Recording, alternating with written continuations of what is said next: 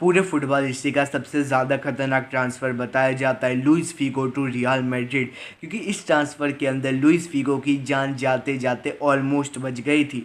वैसे इस ट्रांसफ़र के अंदर हुआ क्या था एंड इसकी पूरी स्टोरी क्या है आज की वीडियो के अंदर जानते हैं।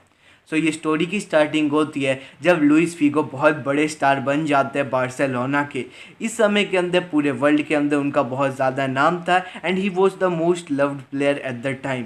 एंड इसकी वजह से हर एक क्लब की नज़र उस बंदे पर थी, लेकिन बार्सिलोना ऑब्वियसली इतने बड़े स्टार को तो जाने देना चाहता ही नहीं था। एंड उसी समय पे रियल मैड्रिड के इलेक्शन आए। अब तुम सोच रहे होंगे रियल मैड्रिड के इलेक्शंस और बार्सिलोना के लुइस फिगो, इनके कनेक्शन कैसे है? तो इनका कनेक्शन ऐसा है क्योंकि रियल मैड्रिड भी लुइस फिगो को चाहती थी। एंड रियल मैड्रिड के प्रेसिडेंट के जो इलेक्शंस थे वहाँ पे फ्लोरेंटिनो पेरेस खड़े हुए थे। अब उन्होंने इस चीज़ का वादा किया था कि अगर मैं आ जाता हूँ रियल मैड्रिड के अंदर और तुम मुझे प्रेसिडेंट बना देते हो, तब मैं लुइस फिगो को ले आऊँगा रियल मैड्रिड के अंदर। ये बिल्कुल ही इम्पॉसिबल साउंड कर रहा था, क्योंकि रियल मैड्रिड एंड बार्सिलोना कितने बड़े राइवल है ये तो तुम्हें पता ही है। एंड कोई भी प्लेयर अपने राइवल क्लब के अंदर क्यों ही जाना पसंद करेगा। एंड ऐसा ही कुछ होता है, लेकिन फ्लोरेंटिनो पेरेस ऑफर देते हैं यहाँ पे लुइस फिगो को। वो बोलते हैं मैं तुम्हें 1.6 मिलियन दूंगा अगर यहाँ पे मैं जीत जाता हूँ इलेक्शंस, तो तुम्हें रियल मैड्रिड के अंदर आना पड़ेगा,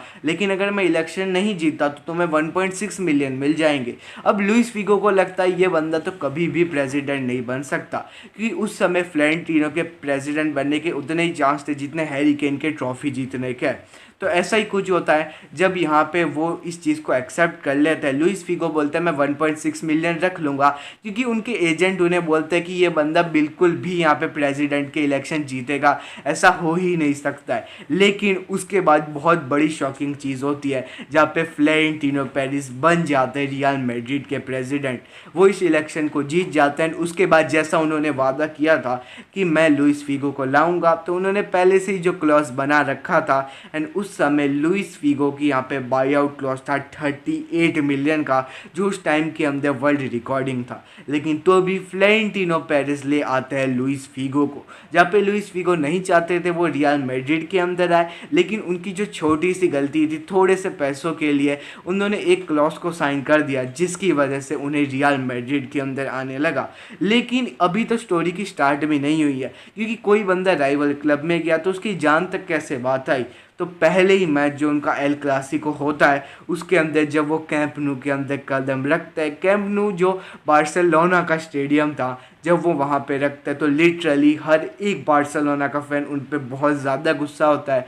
बहुत सारे लोग पोस्टर्स खड़े लेके होते हैं, और ये भी बोला जाता है कि अगर उस समय प्लेयर्स या फिर फैंस किसी को भी छोड़ देते हैं बार्सिलोना के तो वो पक्का से लुइस फिगो की जान ले लेते। एंड एक बार तो ये भी हुआ था जब वो कॉर्नर किक लेने गए थे, तब लिटरली एक पिक का कटा गला यहाँ पे उनकी तरफ फेंक दिया गया था। इसलिए इसे पूरे फुटबॉल हिस्ट्री का सबसे ज़्यादा डेंजरस ट्रांसफ़र बताया जाता है। वैसे क्या ये तुम्हें पहले पता था? तुम कमेंट्स में बता सकते हो। और अगर ये वीडियो अच्छी लगी है तो ये सब भी लग सकती है, सो एक बार चेकआउट कर लेना।